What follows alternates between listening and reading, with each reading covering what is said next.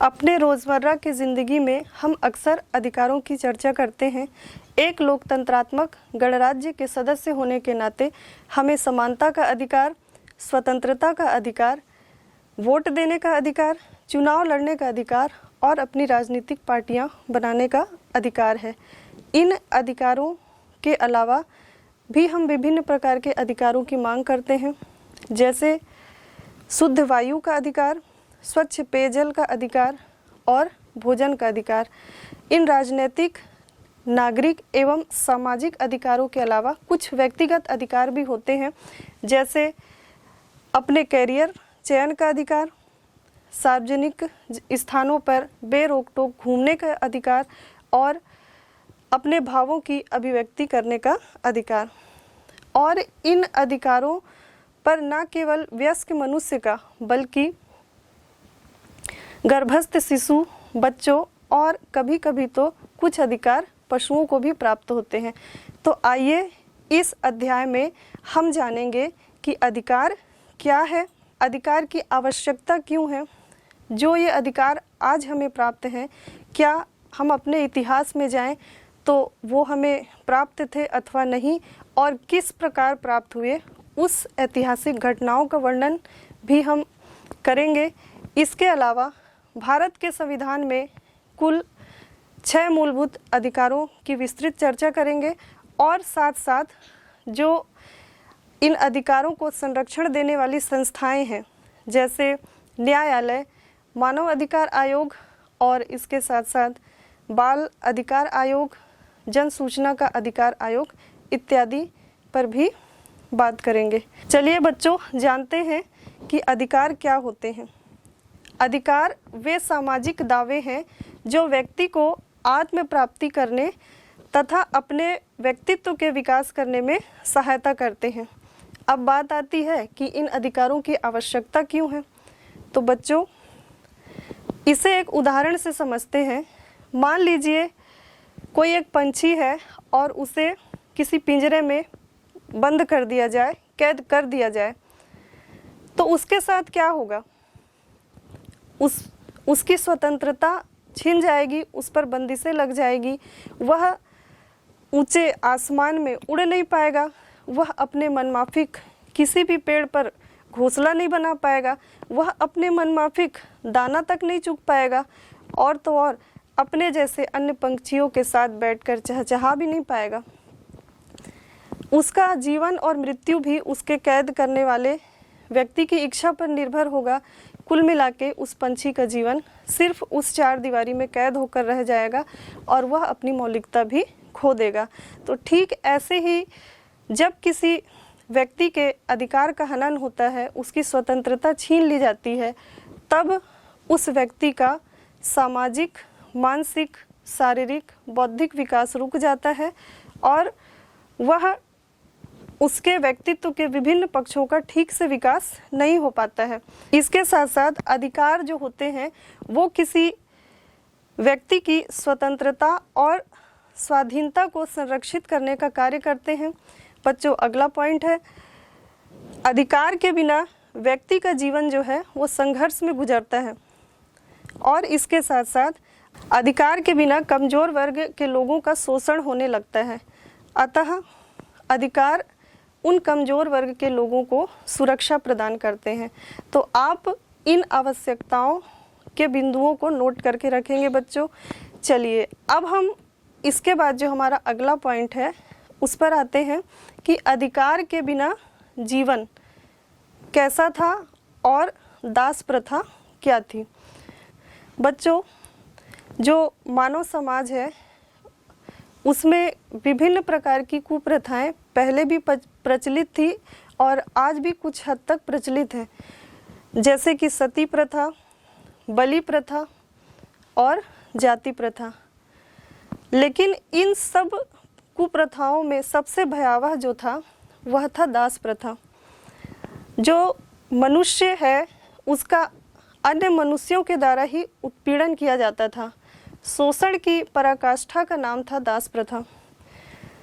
नौकर से भी बदतर हालत दासों की होती थी, क्योंकि नौकर को तो फिर भी काम के बदले वेतन दिया जाता था।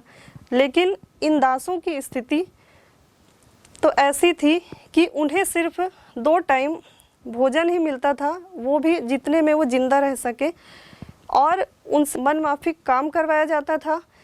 बैलों और गायों और पशुओं की भांति उनसे दिन रात काम करवाया जाता था और मना करने पर उन्हें कोड़ों से भी पिटवाया जाता था। तो अमानवीयता की हद तक ये दास प्रथा प्रचलित थी। तो चलते हैं हम अफ्रीका, अमेरिका और एशिया की ओर। यूरोप और अमेरिका के लोग अफ्रीकी और एशियाई देशों के लोगों को दास बनाकर काम करवाते थे। दासों का व्यापार 17वीं सदी में एशियाई और अफ्रीकी देशों में जोरों से चल रहा था। इसमें प्रमुख रूप से स्पेन, पुर्तगाल, इंग्लैंड और फ्रांस आदि देश शामिल थे। उदाहरण के लिए फ्रांसीसी सौदागर बोंदे या नांते बंदरगाहों से अफ्रीका तट पर जहाज ले जाते थे तथा वहां के स्थानीय सरदारों से अफ्रीकी दास को खरीदते थे। इसके पश्चात दासों को किन्हीं वस्तुओं की भांति बोली लगती थी और पशुओं की भांति कर्दगाठी देकर उनकी कीमत लगाई जाती थी। जब सौदा हो जाता था तब ये फ्रांसीसी नाविक जो होते थे, इन दासों को दाग कर तथा उन पर हथकड़ियाँ डालकर अटलांटिक महासागर के पार कैरिबियाई देशों तक 3 महीने की लंबी समुद्र यात्रा हेतु जहाज में ठूस दिया जाता था। वहां उन्हें अमेरिका के बागान मालिक खरीदते थे। इस लंबी यात्रा के दौरान दासों को तरह तरह के कष्टों का सामना करना पड़ता था। उन्हें समय पर भोजन पानी भी नहीं मिलता था, वो बीमार पड़ जाते थे और कई तो यात्रा के दौरान ही दम तोड़ देते थे। ये यात्रा ठीक वैसे ही होती थी जैसे ढेर सारे पशुओं को किसी गाड़ी में भर दिया गया हो और उसके बाद उन्हें मंडियों पर बेचने ले जाया जा रहा हो। मनुष्य बुद्धिजीवी है, पशुओं से अलग है, लेकिन मनुष्य होकर ही अन्य मनुष्यों को पशुओं की भांति व्यवहार करना कहाँ तक उचित है। तो बच्चों, ये स्थिति थी दासों की। उन्हें किसी प्रकार की कोई स्वतंत्रता नहीं थी, न उन्हें खाने की स्वतंत्रता थी, न उन्हें जीने की स्वतंत्रता थी, और उनका शोषण इस हद तक हो रहा था। फिर भी वो अपने दुख को, अपने कष्ट को किसी से नहीं बता सकते थे और न्याय नहीं पा सकते थे। अभी मैंने आपको दासों के बारे में बताया। तो बच्चों, जो यूरोपीय और अमेरिकी देश थे, इन दासों की वजह से ही समृद्ध और आर्थिक रूप से शक्तिशाली बने। इन दासों की वजह से ही वहाँ नील, चीनी और कॉफ़ी की बढ़ती मांग को पूरा करना मुमकिन हुआ। फ्रांस के बोंदे और नांते जैसे बंदरगाह दास व्यापार के कारण ही समृद्ध नगर बने। ये जो दास प्रथा थी हमारे भारत में भी प्रचलित थी।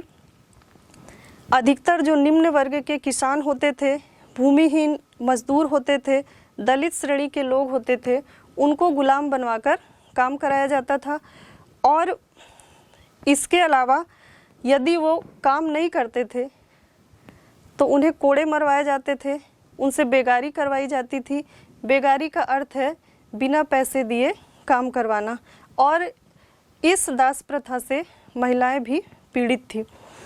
तो जब ये सब कुछ चल ही रहा था, उसके बाद सन 1789 में कुछ ऐसी घटना होती है जिससे इन दासों को स्वतंत्रता प्राप्त हुई। हम बात करते हैं फ्रांसीसी क्रांति की। जो फ्रांस की क्रांति थी वह अधिकारों के अवधारणा को सफलतापूर्वक उभार कर विश्व पटल पर ले आई और दासों की स्वतंत्रता के लिए नींव का पत्थर यह क्रांति हुई।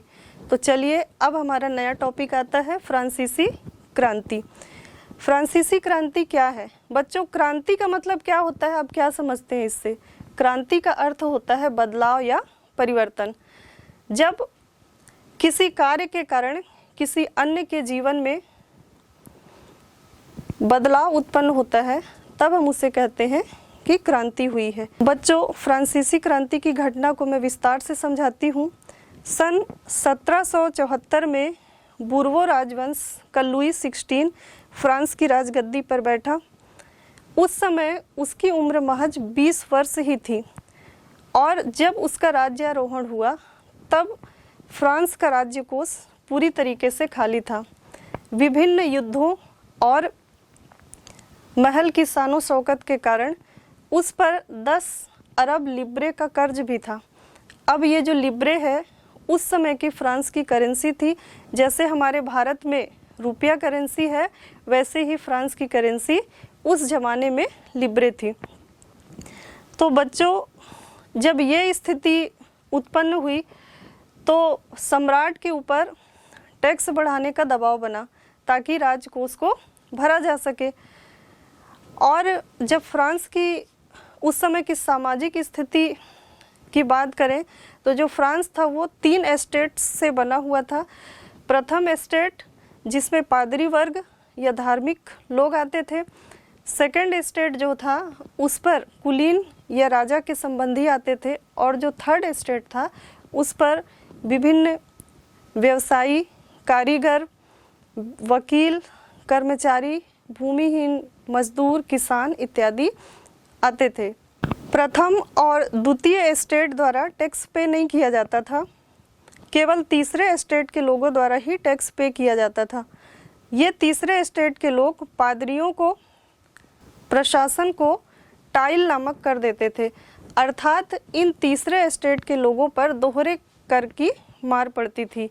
एक वो पादरियों को भी देते थे और दूसरा प्रशासन को भी कर देते थे। उन कर का नाम टाइद और टाइल है। ये इम्पॉर्टेंट है बच्चों, आप इस नाम को नोट करके रखेंगे। फिर इसके बाद ये हुआ कि जब राजकोष खाली था और राजा पर टैक्स बढ़ाने का दबाव था तो उसने एक बैठक बुलाई। बैठक इसलिए बुलाई क्योंकि सम्राट अपनी मर्जी से टैक्स नहीं बढ़ा सकता था, इसलिए कर बढ़ाने से पहले एस्टेट जनरल की बैठक बुलानी होती थी। एस्टेट जनरल की बैठक में तीनों वर्गों का प्रतिनिधित्व होता था। पादरी वर्ग के 300 तथा कुलीन वर्ग के 300 और जो थर्ड स्टेट के लोग थे उनमें कुल 600 प्रतिनिधि आए। अब प्रत्येक वर्ग को केवल एक मत देने का अधिकार था, अर्थात फर्स्ट स्टेट से एक मत, सेकंड स्टेट से भी एक मत और थर्ड स्टेट से भी एक मत आना था। किंतु जो थर्ड स्टेट के लोग थे उसमें पढ़े लिखे और उच्च व्यावसायिक लोग आए हुए थे, वो अपने अधिकारों के प्रति सचेत थे। अतः उन्होंने मांग रखी कि प्रत्येक वर्ग के प्रत्येक सदस्य से मत लिया जाए। अतः राजा ने उनकी इस मांग को अस्वीकृत कर दिया, जिसके कारण उन्होंने विरोध जताया और वो बैठक छोड़कर बाहर निकल गए। अब राज्य में विद्रोह मच गया। इसी बीच ऐसा हुआ कि फ्रांस में अकाल भी पड़ गया। तो चूंकि राजकोष भी खाली था, अकाल भी पड़ गया और इसके साथ साथ फ्रांस में जनसंख्या भी तेज़ी से बढ़ गई। तो इसके कारण जो जनता थी वहाँ असंतोष और आक्रोश का माहौल था। फ्रांस के जो राजा थे लुई 16 वो इसे संभाल पाने में मुश्किल अनुभव कर रहे थे और कुछ जो थर्ड स्टेट के जो नेता थे वो विद्रोही कार्य पर लिप्त थे, जिसके कारण कुछ लोगों को बंदी भी बना लिया गया था। ऐसा ही समय चल रहा था कि इस बीच एक अफवाह उड़ी कि पेरिस में सैनिक घुस आए हैं, जिसके कारण तेज़ी से विद्रोह भड़क उठा और जो थर्ड स्टेट के जो लोग थे कुल 16,000 लोग स्वयंसेवी सैनिक बनकर एक साथ पेरिस के बास्टील किले पर अटैक किए। उस बास्टील का जो किला था वह राजा का प्रतीक था, उसे ध्वस्त कर दिया गया और उसके सारे हथियार लूट लिए गए और जो उसमें बंदी कैदी थे उन्हें भी छुड़ाया गया। अब राजा समझ चुका था कि स्थिति में सुधार नहीं होना है, अतः जो थर्ड स्टेट की मांग थी उसने मान ली। थर्ड स्टेट अपने आप को नेशनल असेंबली घोषित कर चुका था, अतः उसने नेशनल असेंबली को भी मान्यता दे दी और इस नेशनल असेंबली के मान्यता के बाद राजा की शक्तियाँ कम हो गई। तो बच्चों, यही से लोकतंत्र की पहली शुरुआत थी। अब इसके बाद जो शासन था वह कार्यपालिका, विधायिका तथा न्यायपालिका में विभाजित हुआ। धीरे धीरे राजा की शक्तियाँ कम हुई और जो नेशनल असेंबली था उसका एक गुट था जैकोबियंस गुट, उसने कुछ समय बाद राजा को ही दोषी करार दे उसे ही मृत्युदंड दिलवा दिया। जब राजा ही मर गया उसके बाद अब राजतंत्र पूरी तरीके से खत्म। तो फ्रांस के राज्य में पहली लोकतंत्र यहीं से स्थापना हुई। अब जब जो नेशनल असेंबली थी वह पुनः बैठक लेती है और बैठक लेने के बाद जो नेशनल असेंबली के सदस्य थे अब वो राज्य कर रहे थे और लंबी बहस करने के बाद फ्रांस के उपनिवेशों में रहने वाली जनता तथा फ्रांस की जनता, फ्रांस ने कई राज्यों पर अपना अधिकार कर रखा था, तो वो जो राज्य और देश थे वो फ्रांस के औपनिवेशिक राज्य थे। जैसे कि भारत इंग्लैंड का औपनिवेशिक राज्य था, उसी प्रकार फ्रांस के भी कुछ औपनिवेशिक राज्य थे और वहाँ भी विभिन्न प्रकार के दास और विदेशी लोग रहते थे।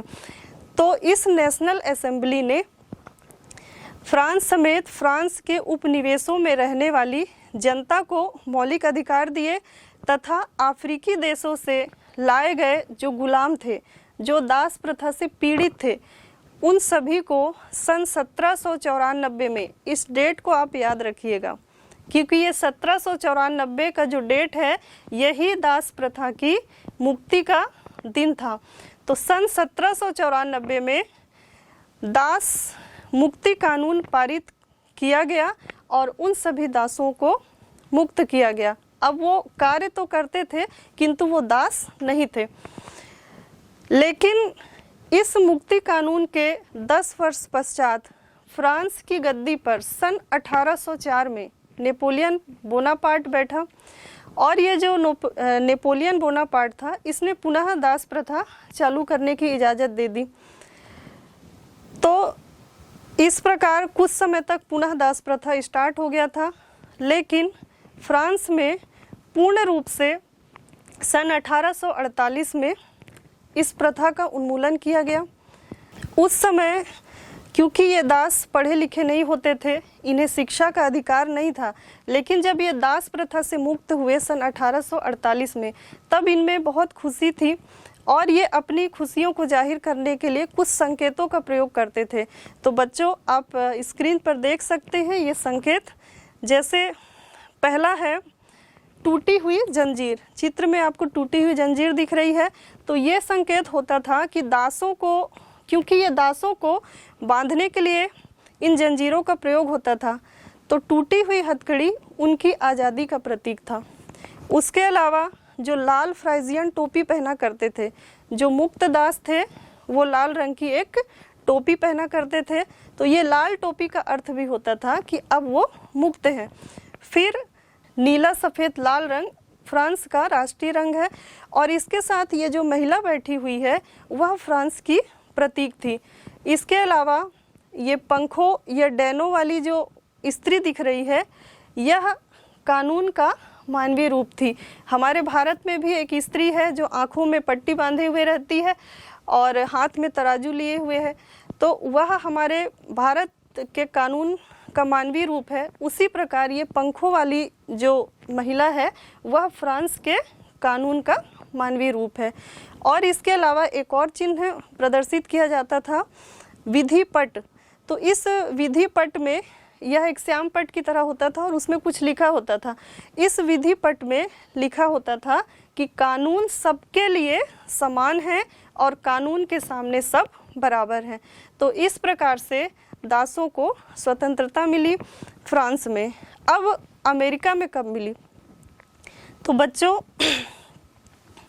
फ्रांस में दास प्रथा उन्मूलन के बाद अमेरिका में दास प्रथा को सन 1865 में समाप्त किया गया तथा इसे अमेरिका के 16वें राष्ट्रपति अब्राहम लिंकन के द्वारा समाप्त किया गया।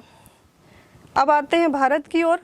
भारत में भी दास प्रथा प्रचलित थी, तो इसे समाप्त करने का श्रेय ब्रिटिश भारत के सर विलियम बेंटिक को जाता है। सर विलियम बेंटिक उस समय यहाँ के गवर्नर जनरल थे और हमारे एक महान समाज सुधारक राजा राम मोहन राय का भी इसमें विशेष योगदान था। राजा राम मोहन राय जी के द्वारा सती प्रथा का भी उन्मूलन किया गया था। सती प्रथा भी स्वतंत्रता के हनन और जीने के अधिकार का ही हनन का एक रूप था। सती प्रथा में जो महिलाएं विधवा हो जाती थी उन्हें उनके पति के चिता के साथ ही जिंदा जला दिया जाता था। तो इस प्रकार इन कुप्रथाओं का 18वीं और 19वीं सदी के प्रारंभ तक अंत हुआ और सभी को स्वतंत्रता और जीने का अधिकार मिला। फिर इसके बाद अब हम आते हैं आगे। इसके बाद हम आते हैं कि समानता का अधिकार किस प्रकार मिला। अभी मैंने आपको ये बताया कि सन 1865 में अमेरिका से दास प्रथा का उन्मूलन हो चुका था। दास प्रथा का उन्मूलन हुआ तथा स्वतंत्रता का अधिकार प्राप्त हुआ। अब इस स्वतंत्रता के अधिकार के बावजूद भी दासों को समानता का अधिकार नहीं था, उनके साथ भेदभाव किया जाता था। अमेरिका जैसा राज्य भी जो कि सन 1776 में आज़ाद हो चुका था, उसने अपने नागरिकों के लिए बहुत सारे अधिकार भी प्रदान किए, किंतु वहाँ पर रहने वाले जो श्वेत लोग होते थे, जो गोरे लोग होते थे, वे अश्वेतों से भेदभावपूर्ण व्यवहार करते थे। अमेरिका के संविधान में आज़ादी के तुरंत बाद ही अपने नागरिकों को कई अधिकार दिए गए, लेकिन महिलाओं और अश्वेतों को नागरिक अधिकार हासिल करने के लिए लगातार संघर्ष करना पड़ा। ये नागरिक अधिकार, जिन्हें हम सिविल राइट्स भी कहते हैं, उन्हें सन 1920 में मिला। श्वेत महिलाओं को ये मताधिकार सन 1920 में दिया गया, जबकि अमेरिका 4 जुलाई सन 1776 में ही आज़ाद हो चुका था, अर्थात लगभग 150 साल बाद उन्हें मताधिकार प्राप्त हुआ। लेकिन अब तक अश्वेतों एवं अमेरिका के मूल निवासियों, जिन्हें रेड इंडियन कहा जाता था, की स्थिति दयनीय थी। अमेरिका में सिर्फ अपने अश्वेत रंग और अलग नस्ल का होने के कारण उनसे भेदभाव किया जाता था।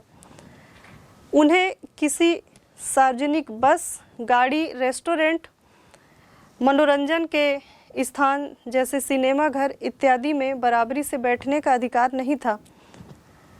और क्योंकि जो काले अफ्रीकी लोग थे, जिन्हें हम अश्वेत कह रहे हैं, और जो गोरे लोग थे, वो बराबरी से बात नहीं कर सकते थे। उन्हें खाने पीने, मनोरंजन के सार्वजनिक स्थानों पर समान अवसर प्राप्त नहीं थे। सन 1956 में अमेरिका की एक अश्वेत महिला, जिसका नाम रोज़ा पार्क था, आप फोटो में देख सकते हैं रोज़ा पार्क, वह बस अपने ऑफिस जाने के लिए बस में सफ़र कर रही थी, लेकिन उस बस में उसके साथ भेदभावपूर्ण व्यवहार हुआ, जिसका उसने विरोध किया। इसके कारण उसे जेल में डाल दिया गया। इसकी खबर अमेरिका के अश्वेतों को हुई और उन्होंने एक आंदोलन खड़ा कर दिया, और जिसका नेतृत्व रोज़ा पार्क की अपनी सीट न छोड़ने पर गिरफ्तारी की गई। इससे आक्रोशित अश्वेतों ने मार्टिन लूथर किंग जूनियर, जी हाँ बच्चों, मार्टिन लूथर किंग जूनियर, ये अमेरिका के एक मानव अधिकार कार्यकर्ता थे, और एक मार्टिन लूथर की जो आप पहले अध्ययन कर चुके हो, वह एक दार्शनिक थे। तो इन दोनों में अंतर है। तो मार्टिन लूथर किंग जूनियर के नेतृत्व में एक आंदोलन खड़ा किया गया, जिसमें सिविल राइट्स अर्थात नागरिक अधिकार आंदोलन के नाम से जाना जाता है। मार्टिन लूथर किंग जो थे, उन्हें अमेरिका का गांधी कहा जाता है। इन्होंने शांतिपूर्ण अहिंसक तरीके से पूरे 1 साल तक सार्वजनिक बसों का बहिष्कार किया। ये गांधी जी के अनुयायी थे, और बसों का बहिष्कार करने के साथ साथ ये ऑफिस या इन्हें किसी भी कार्य से जाना होता था तो ये सब अश्वेतों को पैदल जाने की सलाह देते थे। उन्होंने विभिन्न स्थानों पर धरने दिए तथा लगातार प्रदर्शन किया।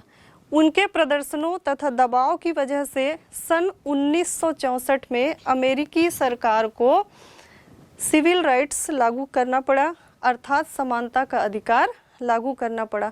तो आपने स्वतंत्रता का अधिकार जो फ्रांस की सन 1789 की घटना थी पहली बार प्राप्त हुआ था, और जो समानता का अधिकार है वह किसी राज्य में पहली बार कब प्राप्त हुआ? सन 1964 में। तो इस डेट को भी आप बच्चों ध्यान रखेंगे। तो सन 1964 में अमेरिकी सरकार को अपने सभी नागरिकों को वयस्क मताधिकार प्रदान करना पड़ा। इससे पहले तक केवल कुछ पुरुषों को ही अधिकार था। उसके बाद 1920 में केवल श्वेत महिलाओं को ही ये अधिकार प्राप्त था। सन 1964 के बाद सभी श्वेत और अश्वेत जो वयस्क वहाँ के पुरुष महिलाएं होते थे, अब वो सब वोट देने के हकदार थे। जबकि हमारे भारत में हम क्या सोचते हैं कि ये तो हमारा शुरुआत से ही अधिकार रहा है, किंतु ऐसा नहीं है बच्चों। इन अधिकारों को प्राप्त करने के लिए बहुत अधिक संघर्ष करना पड़ा, बहुत लड़ाइयाँ लड़नी पड़ी, तब जाकर आज हमें समानता का अधिकार प्राप्त है। अब हम मार्टिन लूथर किंग के बारे में थोड़ा सा जानकारी लेते हैं। जो मार्टिन लूथर किंग थे वे अपने समय के समाज सुधारक थे, मानव अधिकार कार्यकर्ता थे। मार्टिन लूथर किंग ने अवज्ञा आंदोलन किया, और हमारे भारत में अवज्ञा आंदोलन के कौन अग्रणी नेता थे? महात्मा गांधी। जी हाँ बच्चों, उन्हीं सभी महात्मा गांधी के आदर्शों पर ही चलकर इन्होंने समानता का अधिकार प्राप्त किया, इसीलिए उन्हें अमेरिका का गांधी कहा जाता है। तो मार्टिन लूथर किंग ने अवज्ञा आंदोलन किया, अर्थात वो शांति से सरकार के द्वारा दिए गए आदेशों का विरोध करते थे, और लंबी पदयात्रा तथा प्रदर्शन की सीधी कार्यवाहियों से अश्वेतों के लिए सामान्य अधिकार हासिल करने के लिए उन्होंने प्रयास किया।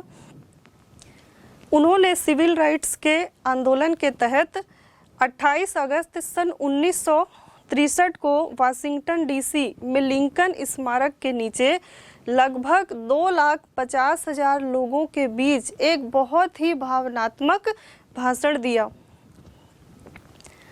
इस भाषण को किसी भी मानव अधिकार कार्यकर्ता के द्वारा दिया जाने वाला सबसे प्रभावशाली भाषणों में से एक कहा जाता है। इस भाषण के कुछ अंश इस प्रकार हैं। मैं आपके साथ इस अभियान में शामिल होते हुए गर्व और खुशी महसूस कर रहा हूँ, जिसे इतिहास में एक महान ऐतिहासिक अभियान के रूप में याद किया जाएगा। लगभग 100 वर्ष पहले एक अमेरिकी, जिसकी परछाई में हम खड़े हैं, ने अश्वेतों की मुक्ति की घोषणा के पत्र में हस्ताक्षर किए थे। इस आदेश से लाखों अश्वेत नागरिकों को आशा की किरण दिखाई दी थी कि हम भी सुखद और सम्मानपूर्वक जीवन जी सकेंगे। यह महान आदेश हम अश्वेतों के लिए लंबी और अंधेरी रात के बाद चमकती सुबह के समान था, लेकिन हमें लगा कि हम अन्याय के लपटों में झुलसने के बाद न्याय की ठंडक और चांदनी को हासिल कर पाएंगे। लेकिन इस महान आदेश के आज 100 वर्ष बीतने के बाद भी अश्वेत आज भी स्वतंत्र नहीं है। 100 वर्ष बाद भी अश्वेतों का जीवन तरह तरह के प्रतिबंधों के घावों की वजह से निःशक्त है। हम आज भी अलगाव का जीवन जीने के लिए अभिशप्त हैं। हमारा जीवन अभी भी भेदभाव की जंजीरों से जकड़ा हुआ है। 100 वर्ष बाद भी अश्वेत अमेरिकी समाज के एक अंधेरे कोने में दबे हुए हैं, और हम अपने आप को अपने ही देश में निर्वासितों की तरह महसूस करते हैं। इसलिए हम आज यहाँ अपनी शर्मनाक स्थिति को नाटकीय अभिनय के द्वारा सबके सामने पेश करने इकट्ठे हुए हैं। मेरा एक स्वप्न है, यह ऐसा स्वप्न है जो कि स्वतंत्र, समृद्ध और प्रगतिशील अमेरिका के स्वप्न से जुड़ा हुआ है। मेरा यह स्वप्न है, एक दिन यह देश अपने स्वार्थों से ऊपर उठेगा और अमेरिकी होने का वास्तविक अर्थ समझेगा। हम इस सत्य को, जो कि स्वयं सिद्ध है, पूरी मजबूती के साथ स्वीकार करते हैं कि सभी लोगों को बराबरी से बनाया गया है, सभी लोग बराबर हैं। मेरा यह स्वप्न है कि एक दिन ऐसा आएगा जिस दिन मेरे चारों बच्चे अपने रंग या चमड़ी से नहीं, बल्कि अपने बल्कि अपने चरित्र से जाने जाएंगे। मेरा यह स्वप्न है कि एक दिन अलबामा में छोटे छोटे अश्वेत लड़के लड़कियां अपने जैसे श्वेत बच्चों से भाइयों और बहनों की तरह हाथ मिलाएंगे और साथ मिलकर खेलेंगे। मेरा यह स्वप्न है कि एक दिन ऐसा होगा जिस दिन ईश्वर के सभी बच्चे आज़ादी के गीतों को नए अर्थों के साथ गाएंगे। इस प्रकार उनका यह एक बहुत ही भावनात्मक भाषण रहा। इस आंदोलन के पश्चात अमेरिका ने सिविल राइट लागू किया, जिससे सभी नागरिकों को समानता का अधिकार प्राप्त हुआ और सन 1864 में ही मार्टिन लूथर किंग को नोबेल प्राइज़ दिया गया और यह नोबेल प्राइज़ उन्हें शांति के लिए प्रदान किया गया था। भारत में महात्मा गांधी और भीमराव अंबेडकर जी के द्वारा समानता के अधिकार के लिए विशेष लड़ाई लड़ी गई। महात्मा गांधी जी ने हरिजनों के उद्धार के लिए बहुत अधिक प्रयास किया और स्वतंत्रता प्राप्ति के बाद आज यहाँ भी समानता का अधिकार लागू है।